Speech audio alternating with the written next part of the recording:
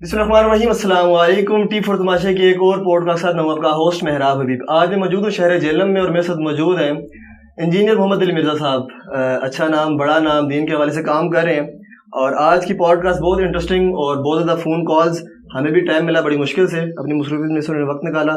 अस्सलाम वालेकुम जनाब। जी वालेकुम अस्सलाम व रहमतुल्लाहि व बरकातुहू वला हौला वला कुव्वता इल्ला बिल्लाह। अल्लाहुम्मा सल्ली अला मुहम्मद व अला आलि मुहम्मद।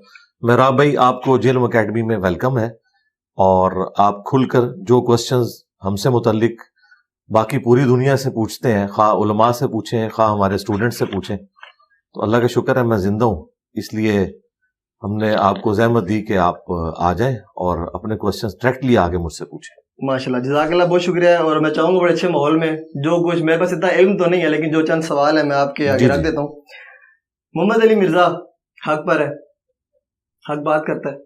अल्हम्दुलिल्लाह, कुरान और सुन्नत हक पर है और हम कुरान और सुन्नत बयान करते हैं। ठीक है, दीन की बका के लिए काम कर रहे हैं। जी जी अल्हम्दुलिल्लाह। तो आए दिन कोई ना कोई कंट्रोवर्सी बनती है। कभी हनीफ कुरैशी साहब आपको चैलेंज करते हैं, कभी आप उनको चैलेंज करते हैं, कभी मुनीबुर रहमान साहब का डिस्कस होते हैं, कभी जलाली साहब डिस्कस होते हैं, कभी दीगर उलमा मकतब फिक्र से लोग डिस्कस करते हैं, चैलेंज होते रहते हैं, कभी आपकी तरफ से कभी।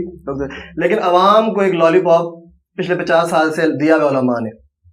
मैं ये चाहता हूँ कि जेलम एकेडमी के दरवाजे तो क़यामत तक खुले हुए और क़यामत तक टाइम आपने दिया है, क्यों ना एक हक का परचम आप बुलंद करें और तमाम उलमा को जिनको आपको लगता है कि ये दीन के अंदर या मजहब में तब्दीलियां करते हैं, अपने अपने वाक़यात मनगढ़ंत चीज़ें बनाते हैं, आप इनको अदालत में क्यों नहीं चैलेंज करते? ये सिलसिला ख़त्म हो, दूध का दूध और पानी का पानी हो। अदालत कौन सी है जिसके सामने इनको लेके जाएं? इस तरह की तो कोई अदालत नहीं है। बन सकती है अगर आप चाहें तो। नहीं बन सकती। उसकी वजह यह है कि जो जजेस है ना, उनके पास तो कुरान और सुन्नत का नॉलेज ही नहीं है, उनके सामने कैसे बात रखी जा सकती है? कोई तो होगा, लेकिन ऐसा तो नहीं हो सकता। नहीं, कोई भी नहीं है ऐसा। इस तरह की कोई अदालत मौजूद ही नहीं है। इसका आसान तरीका ये है जिस तरीके से ये खुद आपस में एक दूसरे के साथ करते हैं। ठीक है, ये सहाफियों से सबक सीखें कि सहाफी जब कोई अपना पॉइंट ऑफ व्यू रखते हैं तो उसको रिबटल करने वाले सहाफी उसके जवाब में एक वीलॉग बनाते हैं और पब्लिक खुद फैसला कर देती है कि ये कहां तक बात दुरुस्त कर रहा है और ये कहां तक दुरुस्त कर रहा है। ठीक। तो हमने भी अपना पॉइंट ऑफ व्यू अवाम की अदालत में रखा है। हमारे इस प्लेटफॉर्म की खूबी ये है कि ये तमाम फिरके आपस में एक दूसरे को काफिर समझते हैं, हम इन सारों को मुसलमान समझते हैं, सही, सवाए कादियानियों के। नंबर 2, ये कहते हैं एक दूसरे को चंदा देना हराम है, सिर्फ हमें दे। हम कहते हैं हमें कोई चंदा ना दे, इन्हीं को चंदा दे। नंबर 3, हमने अपनी कोई मस्जिद नहीं बनाई, हम कहते हैं मस्जिद अलग नहीं बनाएंगे, इन्हीं के पीछे नमाजें पढ़ेंगे। हमारा इनसे कोई इख्तलाफ नहीं है इस हवाले से कि हम इन्हें कोई काफिर समझते हैं। ये सारी की सारी मुसीबत इन्हें हमारे साथ है। उसका सबसे बड़ा सबूत यह है कि जब तक इन लोगों ने मेरा नाम लेकर मुझे वनरेबल करने की कोशिश नहीं की, उससे पहले मैंने कभी भी किसी आलम दीन को मुखातिब करके या उनकी पिक्चर लगा के कभी कोई वीडियो रिकॉर्ड नहीं करवाई थी। 2015 में जब एक एक करके उलमा की वीडियोस मेरे बारे में आई, कोई मुझे कादियानी कहना शुरू हो गया, कोई कहना शुरू हो गया ये ईरान का एजेंट है, कोई कहने लगा कि सऊदीया इस पे पैसा लगा रहा है, उस वक्त मैंने रिबटल करना शुरू किया और उस रिबटल में मैंने इल्मी चैलेंज सामने रखा कि भाई मेरा ये मौकिफ है, आपके अंदर अगर कोई तड़ है, कोई ताकत है इल्मी, तो इसका जवाब इल्मी तौर पर दें। चैलेंज मुनाजरे का मैंने कभी भी किसी को नहीं दिया और ना हम इस तरह के मुनाजरों के हक में है। अली भाई, बात वही आ गई ना, फिर चैलेंज हो गया, आप बात का जवाब दें, आप उनको जवाब दें। मैं चाहता हूँ एक टेबल पर आगे का बात होगी, टेबल पे बात हो जाएगी ना, बड़े आसान तरीका है ना। वो आते हैं, कभी आपने नहीं मैं उस तरफ बिल्कुल नहीं जाऊंगा। वो आते हैं कि जो यहां से जाने के बाद उनके सिवा सारे उनके फिरकों के उलमा ने कहा कि तू कहां पहुंच गया था, तू तो हमारा नुमाइंदा ही नहीं है। और ये हमारे ये मुकदमा तो वाजे हो गया ना। हम पहले दिन से कह रहे थे कि हनीफ कुरैशी साहब को पिंडी की 2-4 मसाजिद के अलावा पूरे पाकिस्तान में, पूरे इंडिया में कोई भी बंदा बरेलवियों का नुमाइंदा मानता ही नहीं है। तो जब वो नुमाइंदा ही नहीं है ना, तो बात ही खत्म होगी। हाँ चले, कोई अगली कोई नहीं, उनकी क्यों करें? उसकी वजह यह कि अगर मैं इसकी करूंगा एक बंदे की, तो मौलाना फजल रहमान साहब के हाथ के ऊपर कम से कम 5 लाख उलमा बैत है। सही। तो वो क्या मेरे जो है वो सगे नहीं ने? वो भी सगे ही हैं। सारे हमारे उलमा जो हैं वो हमारे लिए काबिल एहतराम है इस हवाले से। तो 5 लाख लोगों की जरा आप कैलकुलेशन करें तो मेरे पास तो उम्र नू भी हो तो ये खत्म नहीं होंगे। इसका बड़ा आसान तरीका हमने बताया ना। पहली बात यह कि मैंने कभी भी इन लोगों को बुलाया नहीं है। یہ لوگ کہتے ہیں جس طرح آپ کہہ رہے ہیں ٹھیک ہے کہ اگر سچے ہو تو ٹیبل پہ بیٹھو، تو میں تو تیار ہوں. میں نے کہا اس کا طریقہ یہ کہ جو تم نے بڑا اپنا لانچ کیا ہوا ہے نا، ایک مفتی منیب الرحمان صاحب سب سے بڑے ہیں بریلویوں کے، صحیح، وہ خود بیٹھ جائیں، میں قدموں میں بیٹھوں گا، ان کا آنے جانے کا خرچہ دوں گا، ایئر ٹکٹ کا، اسلام آباد سے گاڑی ان کو لے کے آئے کہ یہاں بیٹھے، میں سامنے بیٹھوں گا. اگر انہیں کوئی اعتراض ہے میرے پہ، میں تو نہیں کہہ رہا کہ بھی میں نے لازمی بیٹھنا ہے، ان کو اگر خواہش ہے بیٹھنے کی، تو اگر وہ خود نہیں بیٹھ سکتے تو وہ کسی بھی اپنے فرقے کے نمائندہ عالم کو ویڈیو میں نومینیٹ کر دیں کہ یہ میرا نمائندہ ہے، اس کی جیت میری جیت، ٹھیک ہے، اس کی ہار میری ہار ہے، اور یہ میری طرف سے نمائندہ ہے. کوئی ایک بندہ لانچ کر دے. یہی جو ہے ہم نے ریکویسٹ کی تھی تقی عثمانی صاحب سے، اور یہ میری خواہش نہیں ہے. جب دیوبندی علماء نے کہا نا ہمارے سامنے بیٹھ، کیونکہ یہ صرف بریلویوں کا مسئلہ تو نہیں ہے، مفتی عبد الواحد قریشی صاحب بھی کہتے ہیں جس دن یہ بیٹھا یہ اس کا علم کی دنیا کا آخری دن ہوگا، اور جس رات کو بیٹھا وہ علم کی دنیا کی آخری رات ہوگی. تو بڑا آسان طریقہ ہے، میں تو تیار ہوں بیٹھنے کے لیے آپ کی خواہش کے اوپر، لیکن نمائندہ کے ساتھ جسے لوگ ایکسپٹ کریں. اور اللہ کا شکر ہے کہ پاکستان میں نمائندہ علماء موجود ہیں. بریلویوں کے مفتی منیب صاحب، دیوبند کے مفتی تقی عثمانی صاحب، اہل حدیث کے ساجد میر صاحب، اور اہل تشیع کے ساجد نقوی صاحب. ایسا نہیں ہے کہ کوئی پارٹی بازی ہو، یہ چاروں فرقوں کے چاروں بڑے ہیں. یہ اگر خود بیٹھنا چاہیں وہ بھی ان کی خواہش کے اوپر. اگر میں سنیوں کی بات کروں تو آپ نے کہا حسین الدین شاہ صاحب منیب الرحمان صاحب سے بڑے علم میں ہیں، تو وہ تم سے اجازت لے کر آئے تھے، ختم ہو گیا. آئے تو تھے وہ اجازت لے کر. بھائی ان کی اجازت تو ہے ہی نہیں ہے. چلیں میں بالکل ادھر رک جائے نا. یہ دھوکہ کوئی بھی بریلوی عالم صحیح دیوبند کو، اہل حدیث کو، شیعہ کو دے سکتا ہے. میں تو بریلویوں کی دائی ہوں، مجھے تو سب کچھ پتا ہے. بریلویت کی آپ سمجھ لیں ایمبریونک سٹیج کے اوپر بریلویت جو ہے نا، میں اس کو بھی جانتا ہوں. مجھ سے زیادہ کون بریلویت جانتا ہے؟ حسین الدین شاہ صاحب کے مدرسے کو جامعہ رافضیہ کہتے ہیں. ان کے مدرسے کے علاوہ سارے کے سارے فرقے کے علماء، اور وہ حنیف قریشی صاحب کو کہتے ہیں تم نے پناہ دی ہوئی ہے، تم اس میں کلپرٹ ہو. جائیں ان کی ذرا ویڈیوز دیکھیں جلالی صاحب کے سٹوڈنٹس کی، انہوں نے کہا جامعہ رافضیہ. تو وہ جو حسین الدین شاہ صاحب ہیں وہ تو بریلویوں کی نظر میں سب سے بڑے مردود ہیں. وہ کہتے ہیں حنیف قریشی سے بڑا مردود یہ ہے کیونکہ اس نے پناہ دی ہوئی ہے. لہذا حسین الدین شاہ صاحب کا سٹیٹس وہی ہے جو صدر پاکستان کا ہوتا ہے. وہ لاکھ کہتا رہے میں صدر پاکستان ہوں، فوج میرے انڈر ہے، پرائم منسٹر میرے انڈر ہے، لیکن پریکٹیکلی طاقت جو ہے وہ پرائم منسٹر اور آرمی چیف کے پاس ہوتی ہے. وہ بس ایک آخری یادگار کے طور پہ ہیں. اور اب تو انہوں نے وہ پردہ بھی ختم کر دیا ہے، ان کی سفید داڑھی کا بھی خیال نہیں رکھا. انہوں نے کہا جامعہ رافضیہ. وہ کہتے ہیں یہ شیعوں کا ایجنٹ ہے حسین الدین شاہ. تو حسین الدین صاحب کاغذوں میں ضرور سرپرست ہیں، لیکن مفتی منیب صاحب کبھی ان کو نہیں نومینیٹ کریں گے کہ میں ان کو سرپرست مانتا ہوں. ایک ان کی پرانی ویڈیو ہے، یہ اس وقت کی ویڈیو ہے جب ان کی نئی نئی صلح ہوئی تھی. لیکن اس کے بعد مفتی منیب صاحب نے اپنی ووٹ جو ہے وہ جلالی پارٹی کے حق میں ڈال دی ہے، کیونکہ پچھلے دنوں بھی وہ جلالی صاحب کا پتہ کرنے گئے تھے. ہاں وہ ان کے ساتھ کھڑے ہوئے. ٹھیک ہے، مطلب آپ کی طرف. اور میں آپ کے کیمرے میں یہ بھی بتا دوں بریلویت وہ ہے جو جلالی صاحب بیان کر رہے ہیں. بریلویت کیا ہے؟ سنیت نہیں ہے؟ نہیں، سنیت تو بات کی چیز ہے نا جی.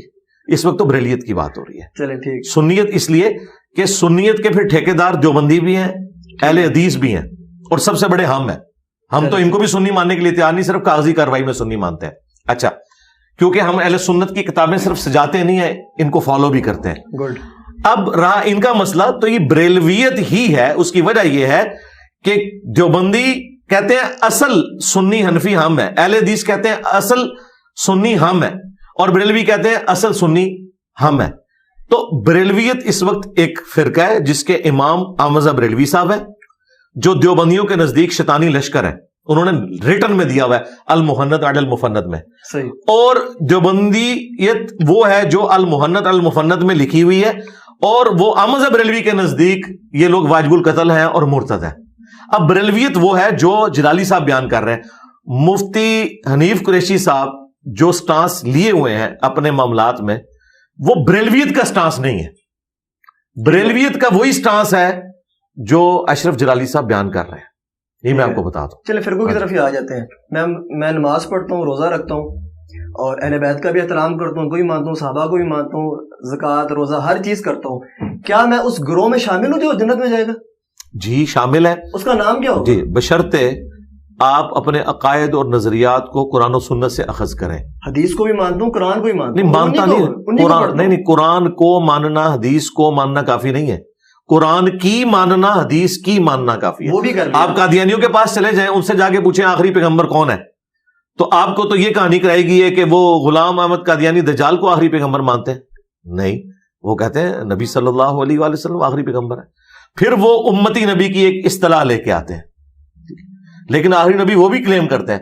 انہیں پوچھیں کہ آپ کے 4 خلفاء کون سے ہیں, وہ کہیں گے ابو بکر, عمر, عثمان و علی رضی اللہ عنہم اجمعین وعلیہم السلام اجمعین.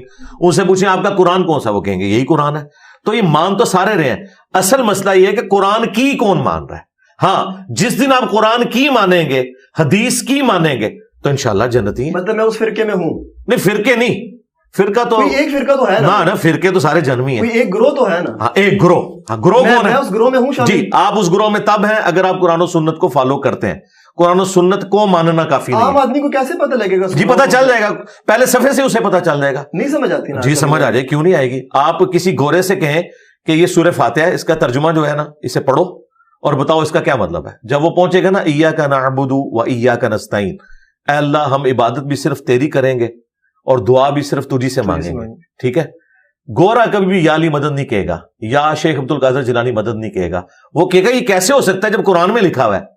تو میں نے تو اللہ ہی کو مدد کے لیے پکارنا ہے, اور مدد سے مراد دعا ہے. ایک وہ ظاہری اسباب ہے, وہ تو قرآن میں ہے, وَتَعَاوَنُوا عَلَى الْبِرِّ وَالتَّقْوَى وَلَا تَعَاوَنُوا عَلَى الْإِثْمِ وَالْعُدْوَانِ.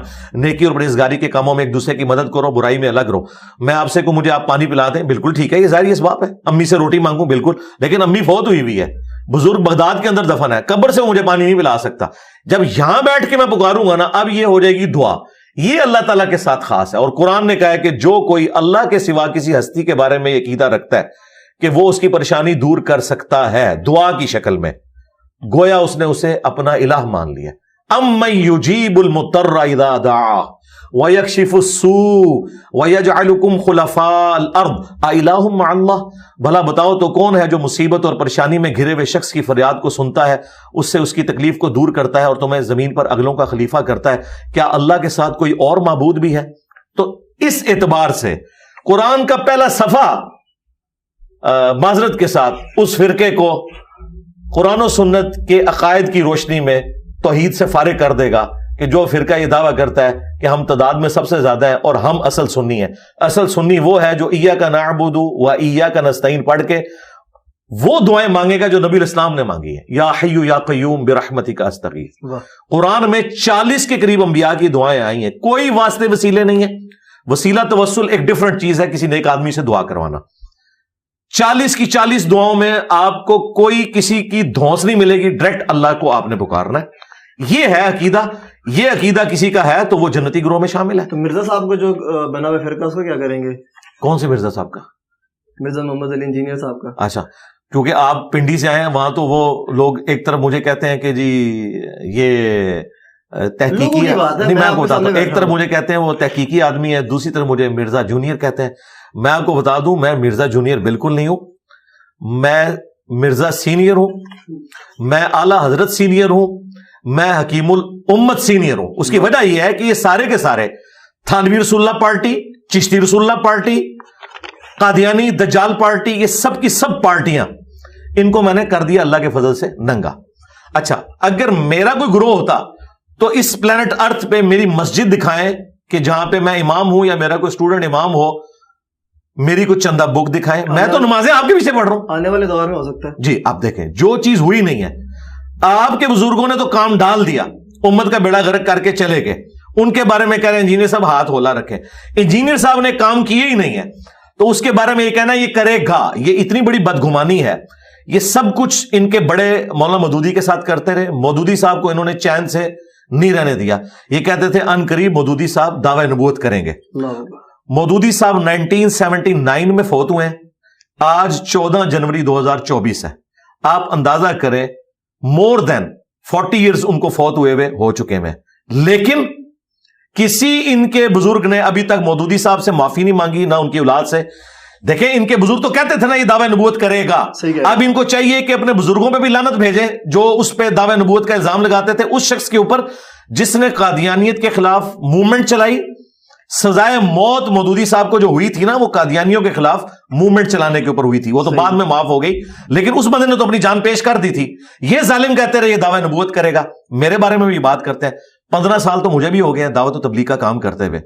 ہمارے کسی اسٹوڈنٹ کو بھی اٹھائیں, اس سے پوچھیں کیا نماز سب کے پیچھے ہو جاتی ہے, وہ کہیں گے ہو جاتی ہے.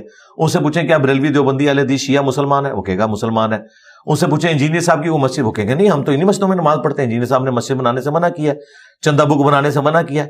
تو ہمارا پھل ہماری زندگی میں, آپ دنیا میں لاکھوں اسٹوڈنٹس میرے موجود ہیں, چیک کر لیں, اور ان کا پھل یہ چیک کر لیں کہ ذرا بریلویوں سے کہیں کہ جرت کریں فتوا دیں کہ دیوبندیوں کے پیچھے نماز درست ہے, اور دیوبندیوں سے کہ جرت کریں کہ بریلویوں کے پیچھے نماز درست ہے, یہ کبھی بھی نہیں دیں گے. صحیح, ٹھیک ہے جی. حدیث ضعیف اور حدیث صحیح آپ کو کیسے لے کے چلتے ہیں؟ آپ حدیث صحیح کو تو مانتے ہیں اور حدیث ضعیف کو بالکل نگلیکٹ کر دیتے ہیں آپ. نہیں, ہم نگلیکٹ نہیں کرتے, نہیں بالکل نگلیکٹ نہیں کرتے. حالانکہ فضیلت کے لیے افضلیت کے لیے بیان کی جا سکتی ہے. جی, ہم حلال حرام کا فیصلہ نہیں ہو سکتا نا. جی جی, حلال اور حرام. ہاں تو بالکل مطلب نہیں بالکل ایسا نہیں ہے, بالکل ایسا نہیں ہے. ہم یہ کہتے ہیں, میں آپ کو بتاتا ہوں, ہمارا موقف وہ ہے جو امام مسلم نے مقدمے میں لکھا ہے. صحیح مسلم کے مقدمے میں امام مسلم نے لکھا ہے کیا صحیح حدیثیں دنیا سے ختم ہو گئی ہیں یا کم ہو گئی ہیں کہ ہمیں ضعیف روایتوں کی سہارے کی ضرورت ہے کوئی چیز بیان کرنے کے لیے. امام مسلم نے جواب دیا ہوا ہے آپ کی بات کا 1200 سال پہلے. انہوں نے کہا ہے کہ کیا صحیح حدیثیں ختم ہو گئی دنیا سے, کیا 24 کیرٹ سونا ختم ہو گیا کہ ہم ان کو چھوڑ کے تو ضعیف روایتوں کے پیچھے ہیں. ہم کہتے ہیں کون سا دین کا مسئلہ. ویسے تو امام مسلم نے لکھ دیا, آپ نے بھی سیکنڈ کر دیا کہ حلال و حرام کے لیے ہم نہیں لے سکتے, کوئی شرعی حکم بیان کرنے کے لیے ضعیف روایت نہیں لے سکتے, صرف فضیلت کے لیے لے سکتے ہیں. امام مسلم تو فضیلت کے لیے بھی قائل نہیں ہے, وہ کہتے ہیں فضیلت کے لیے بھی نہ لے. اس کی وجہ یہ ہے وہ کہتے ہیں صحیح حدیثیں موجود جو ہیں ہم کیوں لیں. ہوتا ہے یہ فضیلت تک نہیں رہتی بات, اس کے بعد عقیدہ گھڑتے ہیں. مثلا یہ گھڑی ہوئی حدیث ہے کہ جو انگوٹھے چومے گا نا میرے نام کے اوپر تو نبی الاسلام نے کہا کہ میں اس کی شفاعت کروں گا. یہ گھڑی ہوئی حدیث ہے. یہ حنفیوں کے بزرگوں نے, ملا علی قاری نے الموضوعات جو لکھی گھڑی ہوئی حدیثیں, اس میں اس کو شامل کیا ہوا ہے, علامہ سخاوی نے. یہ لوگ اس حدیث کو بیان کرتے ہیں, جو انگوٹھے نہیں چومتا اسے گستاخ رسول کہتے ہیں. کہتے ہیں دیکھیں جی 2 بندے بیٹھے ہوئے ہیں, نبی صلی اللہ علیہ وآلہ وسلم کے نام کے اوپر ایک انگوٹھے چوم رہا ہے, ایک نہیں چوم رہا, تو بتاؤ عاشق کون ہے؟ عاشق وہ ہے جو درود شریف پڑھ رہا ہے, کیونکہ مولا علی کا قول ہے جامعہ ترمذی میں, نبی الاسلام سے انہوں نے روایت کیا ہے کہ بخیل ہے وہ شخص جس کے سامنے میرا ذکر ہو اور وہ مجھ پر درود نہ پڑھے. اللہم صلی علی محمد وعلی آل محمد. اور ترمذی میں موجود ہے اور حاکم میں اس کی پوری سند ہے کہ برباد ہو جائے وہ شخص جس کے سامنے میرا ذکر ہو اور مجھ پر درود نہ پڑھے. اللہم صلی علی محمد وعلی آل محمد. انہوں نے انگوٹھے چومنے کو ایک تو جعلی روایت تھی, ضعیف سے بھی نیچے گھڑی ہوئی موضوع حدیث, اس کو نہ صرف فضیلت کے طور پہ بیان کیا, الٹا اس کو عقیدے کی بنیاد بنا کے انگوٹھے نہ چومنے والوں کو انہوں نے کہا کہ دیکھیں نا کوئی گالتے ہیں نا نہیں چوم دے. تو یہ ضعیف تک بات نہیں رہتی ہے, یہ عقیدے اس سے بناتے ہیں. آپ اس وجہ سے پھر اس کو جی ان کو چاہیے. اچھا یہ میں آپ کی ویڈیو کی وساطت سے ان کو چیلنج کرتا ہوں, یہ ہمیں لکھ کے فتوا دیں کہ جو انگوٹھے نہیں چومتا وہ بڑا عاشق رسول ہے کیونکہ وہ درود شریف پڑھ رہا ہے, اور جو انگوٹھے چومتا ہے وہ چھوٹا عاشق رسول ہے, یا دونوں برابر کے عاشق رسول ہیں. وہ صحیح حدیث میں عمل کر رہا ہے, یہ جھوٹی حدیث میں عمل کر رہا ہے, لیکن ہے دونوں عاشق ہیں, تو ہم ساتھ ہیں ان کے. لیکن یہ تو عقیدے گھڑتے ہیں اس سے اور الٹا دوسروں کو گستاخ کہنا شروع کر دیتے ہیں. ہمارا اختلاف یہ ہے, یہ بالکل غلط بات کرتے ہیں. پھر آخری بات یہ ہے کہ جب قرآن موجود, بخاری اور مسلم صحیحین موجود, ان صحیحین کے اندر 15,000 سے زیادہ حدیث ہیں, قرآن کی 6,500 کے قریب آیات ہیں. یہ ساری ایک مسلمان نے کور کر لی ہیں کہ وہ ضعیف روایتوں کے پیچھے پڑا ہوا ہے. سب کچھ اس کے اندر اس کو مل جائے گا انشاءاللہ تعالی. ٹھیک. اچھا, ایمان مطالب اور حضرت ابو طالب کے اوپر شیعہ سنی وہابی اختلاف ہے, اس کے اوپر تھوڑا سا بتائیں. جی میرا موقف تو اس معاملے میں یہ ہے, اہل سنت کے ہاں جو روایتیں ملتی ہیں نا وہ تو ایمان ابی طالب کی قائل نہیں ہے. ٹھیک, بخاری مسلم کے اندر. ٹھیک ہے. اچھا, اب اس حوالے سے میرا کیا موقف ہے؟ میرا موقف یہ ہے کہ چونکہ ابو طالب کا احسان ہے رسول اللہ کی ذات کے اوپر صلی اللہ علیہ وآلہ وسلم, اور جس کا بھی ہمارے نبی کے اوپر احسان ہے پوری امت ان کی احسان مند ہے. اس حوالے سے ہمیں ان کے بارے میں خاموشی اختیار کرنی چاہیے, ان کا معاملہ اللہ کے سپرد کرنا چاہیے. نہ تو اس حوالے سے یہ غلو کرنا چاہیے کہ جو لوگ روایتوں کی بنیاد کے اوپر ان کے ایمان کو نہیں مانتے انہیں گستاخ ابی طالب نہیں کہنا چاہیے. ٹھیک ہے. اور اسی طریقے سے جو لوگ ان کا ایمان ثابت کرنے کے لیے ٹیکنیکل گراؤنڈز کا سہارا لیتے ہیں کہ قرآن میں اس طرح آیت ہے, وہ ایک ٹیکنیکل بحث ہے, ان کے اوپر بھی آپ یہ تہمت نہ لگائیں کہ یہ احادیث کے منکر ہیں. ٹھیک ہے. میرا موقف یہ ہے کہ میں یہ معاملہ اللہ کے سپرد کرتا ہوں. جہاں تک رسول اللہ کے والدین کا تعلق ہے, تو چونکہ نبی صلی اللہ علیہ وآلہ وسلم کے ماں باپ اہل فطرت تھے, ان کے اوپر اسلام پیش ہی نہیں کیا گیا. والد محترم تو 6 مہینے پہلے فوت ہو گئے, ایسے ہی ہے. اور سیدہ آمنہ سلام اللہ علیہا اس وقت فوت ہوئی جب نبی الاسلام کی عمر مبارک 6 سال تھی.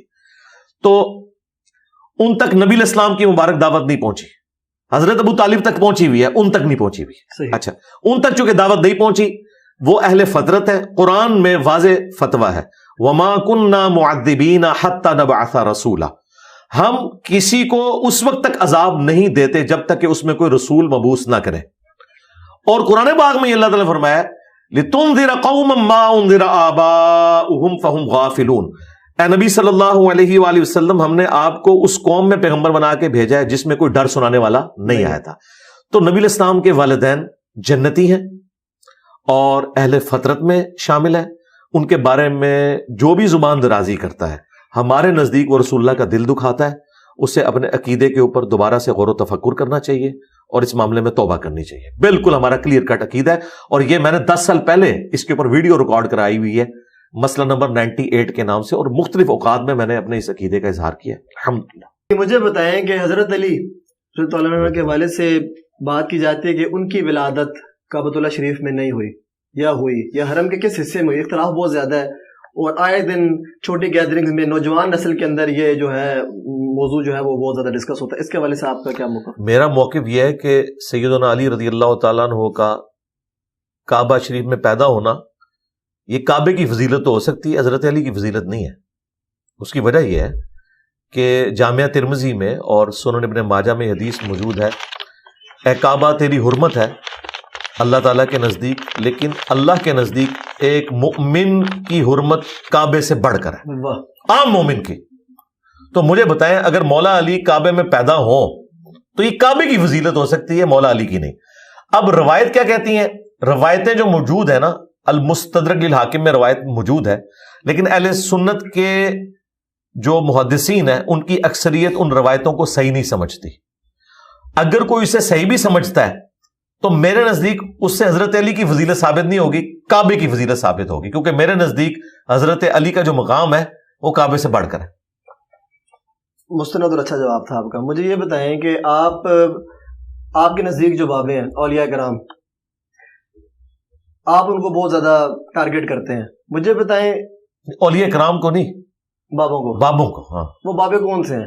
وہ بابے وہ ہیں کہ جن بابوں کے بارے میں بابوں کے ماننے والے کہتے ہیں کہ انہوں نے اپنے نام کا کلمہ پڑھوایا تو ٹھیک کیا.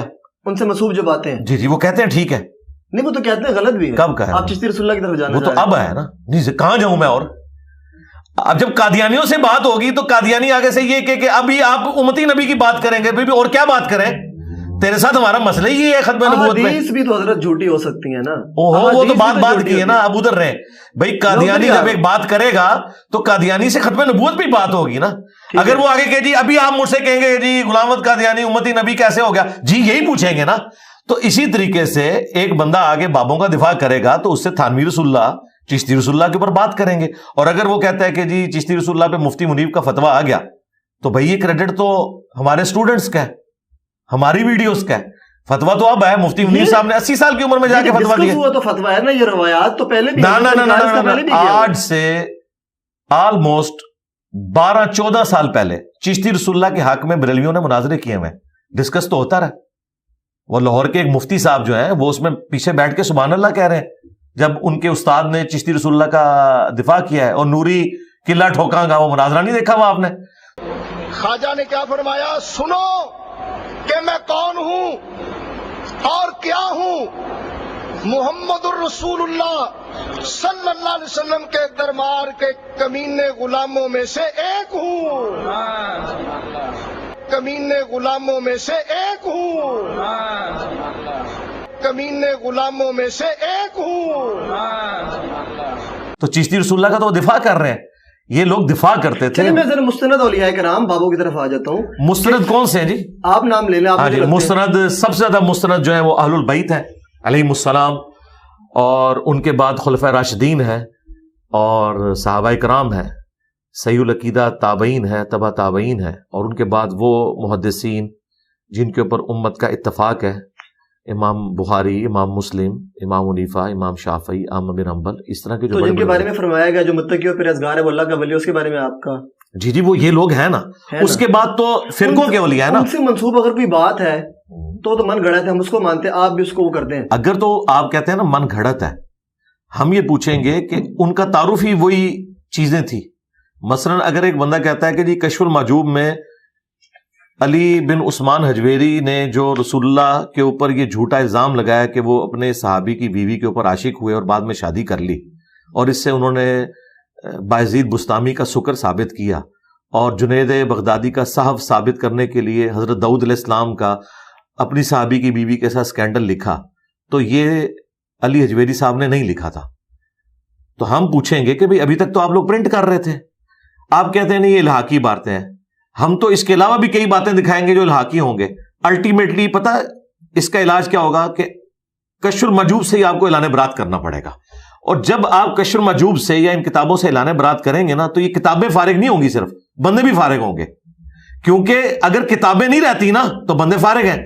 آپ کہیں امام غزالی تو تھے لیکن کیمیائے سعادت کوئی کتاب نہیں, احیاء العلوم کوئی کتاب نہیں, مکاشفۃ القلوب کوئی کتاب نہیں. ہم کہیں گے پھر تعارف کیا ہے اس بندے کا؟ تو تعارف بھی ختم ہو گیا. امام بخاری کا تعارف صحیح بخاری ہے, لیکن اگر یہ صحیح بخاری نہ بھی ہو تب بھی امام مسلم بتائیں گے کہ میں نے امام بخاری سے احادیث کا علم سیکھا ہے. یہ ایک علم ہے, وہ استادوں میں شامل ہے. ان کتابوں کے بغیر بھی ان کا انڈیپینڈنٹ تعارف ہے. لیکن جن بابوں کو سب کانٹیننٹ کے لوگوں نے اپنا بابا ڈکلیئر کیا ہوا ہے, ان کا انڈیپینڈنٹ تعارف کوئی نہیں ہے.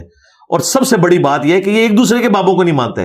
کیا آج سے 800-900 سال پہلے جن شیعہ بابوں نے ایران کے اندر اتنا عشری دعوت کو پھیلایا ہے, ادھر کے سنی 800 سال کے پہلے کے بابے ان شیعہ بابوں کو مانتے ہیں؟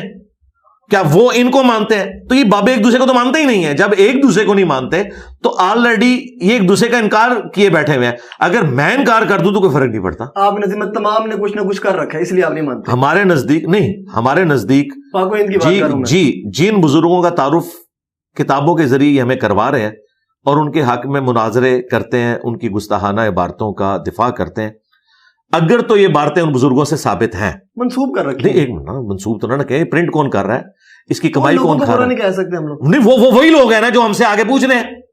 مثلا مفتی حنیف قریشی صاحب اگر مجھے گلا کریں گے تو میں کہوں گا کہ آپ کا فرقہ کھا رہا ہے اس کی حرام کی کمائی, میں تو نہیں کھا رہا. کیا وہابیوں نے کشف المحجوب پرنٹ کی ہے؟ انہوں نے کی ہے نا. تو وہ مجرم خود پوچھ رہے ہیں. حضرت احادیث بھی تو جھوٹی پرنٹ ہوئی ہیں نا. وہ ایک لانا میں اس طرف بعد میں جائیں گے. فی الوقت اس طرف آئیں کہ جو لوگ ہم سے آگے اسی سے ریلیٹ ہوتے ہیں. میں نے ان ساری باتوں کے جواب ریکارڈ کریں, حدیث کی طرف بعد میں آئیں گے. پہلی بات یہ کہ نبی علیہ السلام کی جو احادیث ہیں ان کا کیا لینا دینا کسی بزرگ کی ذاتی تعلیمات کے ساتھ. نبی علیہ السلام تو دنیا میں اللہ کے ریپریزنٹیٹیو ہیں, دین پھیلانے کے لیے آئے ہیں. یہ بابے تو امتی ہیں, چپ کر کے اپنا نماز روزہ کرتے اور جاتے ہیں دنیا سے, جان چھوڑتے ہیں ہماری. یہ کیوں کتابیں لکھ کے ہمارے متھے مار گئے؟ ان کو اتھارٹی کس نے دی تھی کہ کتابیں لکھ کے تو اپنے ملفوظات لکھ کے, جی میں ادھر بیٹھا تو میں نے مرید سے کلمہ پڑھوایا, میں ادھر بیٹھا تو میں نے یہ کیا. یہ کرنے کی ضرورت کیا تھی؟ یہ جو کتابیں آپ کے پاس موجود ہیں, نہیں یہ تو حدیث ہے, یہ نبی علیہ السلام کی کتابیں ہیں نا. ٹھیک ہے, جو عام کتاب کتب آپ تک پہنچی وہ کون لے کر آیا پاک و ہند میں؟ وہ دیکھ ایک سٹیپ وائز چلتے جائیں نا. پہلے ہم وہ حدیث کی کتابوں کی طرف آ رہے ہیں. حدیث کی کتابیں نبی علیہ السلام کا نالج ہے, ٹھیک ہے, اور بزرگوں کے جو ملفوظات ہیں وہ بزرگوں کا نالج ہے. لہٰذا حدیث کو اور بزرگوں کی تعلیمات کو کمپیئر کر نہیں سکتے. لہٰذا یہ ایک ایک کر کے نا اسٹیپ وائز چیزیں کلیئر ہوں گی. یہ کہنا کہ حدیث کی کتابوں میں جو جھوٹی حدیثیں آئی ہیں تو بھائی محدثین نے لکھ دیا نا کہ جھوٹی ہیں, تم بھی یہ کہہ دو کہ یہ ان بزرگوں کے واقعات جھوٹے ہیں. جب یہ تم کہو گے نا تو ہم تمہیں پھر 2008 کا تمہارا مناظرہ دکھائیں گے, پھر 2004 کا بھی مناظرہ تمہیں دکھائیں گے کہ اس دن تک تو تم ان عبارتوں کا دفاع کر رہے تھے شتیہات کے نام کے اوپر. حالانکہ اس وقت تمہیں نہیں تھا پتا کہ با خدا دیوانہ باش با محمد ہوشیار, دیوانگی صرف اللہ کے لیے ہوگی, محمد صلی اللہ علیہ وآلہ وسلم کے لیے نہیں ہوگی. اور ابھی فتویٰ صرف چشتی رسول اللہ پہ ہے, یاد رکھیے گا. جو بایزید نے کہا نا کہ میرا جھنڈا محمد کے جھنڈے سے بڑا ہوگا, یہ آپ کے پنڈی کے مفتی صاحب نے اس کی تعویل کی ہے. اچھا اب آپ کہاں جائیں گے؟ چلیں چھوڑے پرنٹنگ کو. تو مفتی حنیف قریشی صاحب نے کہا کہ میں اس کی تعویل کروں گا کہ ان کے منہ سے اللہ بول رہا تھا اور اللہ یہ کہہ رہا تھا کہ میرا جھنڈا محمد کے جھنڈے سے بڑا ہوگا. یہ انہوں نے ویڈیو میں ریکارڈ کرایا اویس ربانی صاحب کے ساتھ. اس کے علاوہ اور بہت ساری جو ہے نا وہ تعویلات ہیں. مثلا یہ جو مرزا صاحب جو ہے نا اپنی انہوں نے بنائے ہوئے لوگوں کو کہتے ہیں کہ میرا جھنڈا لوائی اعظم من لوائی محمد, میرا جھنڈا محمد صلی اللہ علیہ وسلم کے جھنڈے سے بڑا ہے. ٹھیک ہے, اب اصل میں یہاں یہ بیٹ پہ نہیں جا رہے کہ یہ صوفیاء ایک ٹرم کے تحت یہ لفظ بول رہے ہیں. टर्म क्या है वहदतुल वजूद, ये खास कैफियत है, जज्ब की खास कैफियत है, ये कोई आम बात नहीं है। अब मैं इसकी तावील कर रहा हूँ जो है ना, लिवाई आज़म मिन लिवाई, मेरा झंडा मोहम्मद के झंडे से बड़ा है। सूफिया ये कहते हैं कि ये जिस तरह हज़रत मूसा अलैहिस्सलाम तूर पे गए तो वहाँ दरख्त में से आवाज़ आई इन्नी अना अल्लाहु रब्बुल आलमीन, तो अल्लाह ताला बूटे से बोल सकता है, ज़ुबान वली से नहीं बोल सकता। तो अब ये ज़ुबान बायज़ीद की नहीं थी, ज़ुबान उनकी ये कलाम राही हो रहा है और वो कह रहे हैं मेरा झंडा मोहम्मद के झंडे से बड़ा।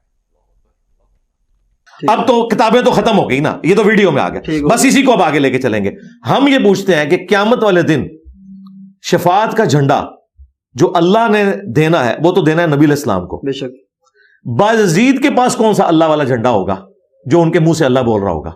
इसको क्या डिफेंड करेंगे? क़यामत तो क़यामत है नहीं, क़यामत तो इन पे मैंने ढा दी ना कि क़यामत वाले दिन नहीं, हमें नबी इस्लाम ने बता दिया ना ऐसा ही है कि मैं अव्वलीन और आखिरीन का खतीब हूं। जब सारे अव्वलीन और आखिरीन जमा किए जाएंगे, बुखारी मुस्लिम में है, मैं अल्लाह के हुजूर उनकी शफाअत करूंगा।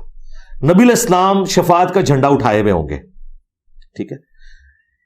अगर ये बातिल तावील कोई करते ना तो ये कर सकते थे कि नबी इस्लाम वो झंडा जो है वो मौला अली को देंगे, मौला अली ने फलां को दिया, करते करते बायज़ीद तक आ गया, फिर बायज़ीद को बचा सकते थे, लेकिन अब नहीं कर सकते।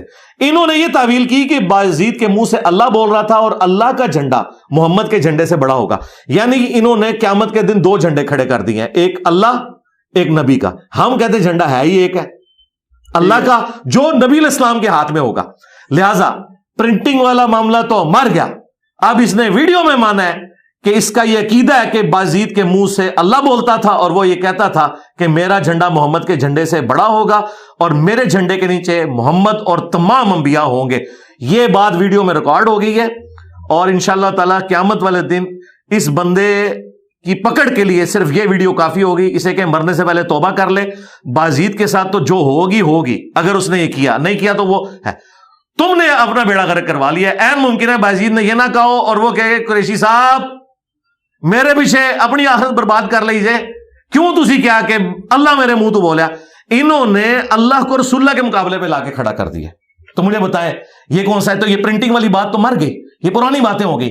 अल्लाह का शुक्र है मेरे शोर मचाने की बरकत से इनका अंदर का जो वो सारा अकीदा था ना वो खुल के ना इन्होंने उल्टी कर दिया। मैं तो आप लोगों को मनवा ही नहीं सकता था, अब तो वीडियो में उसने मान लिया कि वाकई हमारा ये अकीदा है कि बायज़ीद के मुंह से अल्लाह बोलता था और ये अल्लाह ने कहा है। मैं बताता हूं ये झंडा कौन सा है। बुखारी मुस्लिम में हदीस है, क़यामत वाले दिन हर गद्दार और खाइन के लिए एक झंडा मैदान माशर में गाड़ा जाएगा और बताया जाएगा ये था जिसने दुनिया में खयानत की, गद्दारी की। मेरे नजदीक जिन जिन लोगों ने रसूलुल्लाह की इस्मत के ऊपर डाका मारा उनके झंडे होंगे, वो लिवाउल हम्द वाला झंडा नहीं होगा, शफाअत वाला। ये झंडे वो होंगे कि दुनिया को बताया जाएगा कि ए ओ बुजुर्ग जे जिन्हें रसूलुल्लाह की इज्जत के ऊपर डाका मारा, पहचान लो इसकी बूथी, देखो अब इसके साथ क्या करने वाले हैं। ये झंडे तो हैं, ये बुखारी मुस्लिम से साबित है। हमारे नबी का झंडा बुखारी मुस्लिम से साबित है। अल्लाह का वो झंडा जो बायज़ीद के हाथ में होना है वो किसी ज़ईफ़ हदीस से दिखा दे। आप कहते हैं हम ज़ईफ़ हदीस को भी मान लेंगे, ले आओ, कितने कटो मंगवा लो। हाँ तो हूं मैं कहना लगा टाइम क़यामत तक ही हो, टाइम क़यामत तक वाकई में होना भी चाहिए। और मैं उम्मीद ये अब आपने लेके आना है, ये कैमरे की तरफ देख के कहें कि मैं उम्मीद करता हूं। बल्कि जो मेरा पहला सवाल आपसे कि अगर आप परचम हक बुलंद कर दे, पहली बैत मैं आपकी करूंगा। पहला स्टूडेंट नहीं, मैंने बैत नहीं करवाना, मैं आपको रसूलुल्लाह के साथ जोड़ूंगा, पहला स्टूडेंट मैं आपको बनूंगा। ठीक है जी। मीडिया पर्सन में इख्तिलाफ करते हैं ना आपसे वो लोग। जी जी करें कोई मसला नहीं। वलायत का मेयार आपके सामने क्या है? वही है जो कुरान और सुन्नत ने बयान किया है।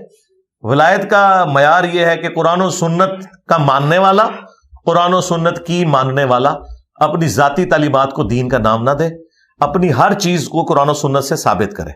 क्योंकि दुनिया पे अल्लाह ताला का नुमाइंदा वक्त का पैगंबर होता है। आप मुझसे पूछे ना, मुझे आप मेरी जात को भी डिस्कस करना शुरू कर दें, अकायद से लेके अमाल तक, मैं एक एक चीज को डिफेंड करूंगा। मसलन आप मुझसे पूछें कि आपने व्हाइट पगड़ी क्यों बांधी हुई है, मैं आपको बताऊंगा। अल मुस्तदरक लिल हाकिम में हदीस मौजूद है, नबी सल्लल्लाहु अलैहि वसल्लम ने अब्दुर्रहमान बिन औफ को अपने मुबारक हाथों से सफेद पगड़ी बांधी और उसका एक शिमला चप्पे के बराबर छोड़ा। और इसी तरीके से सही मुस्लिम में है कि नबी इस्लाम ने 2 शिमले भी काली पगड़ी के अपने छोड़े, यानी 2 शिमले छोड़ना भी साबित है, तो मैंने इसलिए पगड़ी बांधी हुई है। आप मुझसे पूछें कि आपने रेड कलर का सूट क्यों पहना है, तो मैं आपको कहूंगा बुखारी और मुस्लिम में हदीस है, नबी इस्लाम को सुर्ख लिबास महबूब तरीन था। आप सुर्ख कुर्ता इस्तेमाल करते थे, सुर्ख चादर इस्तेमाल करते थे, ٹھیک ہے, کرتے کی بات کریں گے تو میں نے کرتا پہنا ہوا ہے, آپ جو بھی بات کریں گے میں اس کی کوئی دلیل لے کے آؤں گا نا. نماز میں نے اس طریقے سے کیوں پڑھی, میں دلیل بتاؤں گا آپ کو. نماز میں نے جمع کیوں کی, اس کی بھی دلیل دوں گا. یہ ہمیں بتائیں کہ جو یہ دین لے کے چل رہے ہیں, یہ دین کہاں لکھا ہوا ہے؟ ایک سوال یہاں پر, آپ ولایت کو کرامات کے ساتھ اٹیچ کرتے ہیں بہت زیادہ. نہیں لادا ہے, ولایت کا تو کرامت سے کوئی تعلق ہی نہیں. اکثر کہتے ہیں نا کہ باب فلسطین میں جو نہیں, یہ کہتے ہیں, آپ بھی تو کہتے ہیں. نہیں, میں تو ان کے کہنے پہ کیوں نہیں بچا رہے. جی ان کے کہنے پہ نا, کیونکہ خادم رضوی صاحب نے کہا تھا کہ امت مر جائے کہ نبی کی گستاخیاں ہو رہی ہیں اور امت جو ہے نا وہ ان گستاخانہ فلموں اور کارٹونز کے خلاف کچھ نہیں کر رہی. یہ کہتے تھے نا خادم رضوی صاحب, ویڈیو میں ریکارڈ ہے. امام مالک فرماتے ہیں پھر امت زندہ کیوں ہے, پھر مر جائے ساری, پھر مر جائے ساری. پوری عالم اسلام اس وقت یا تو مر جائے سارا عالم اسلام, یا پھر حضور کی عزت پر پہرا دے. بس دو باتوں میں سے ایک بات ہے, بس یا سارا اکٹھا ہو کے مر جائے تو یا پھر فرانس کو جواب دے.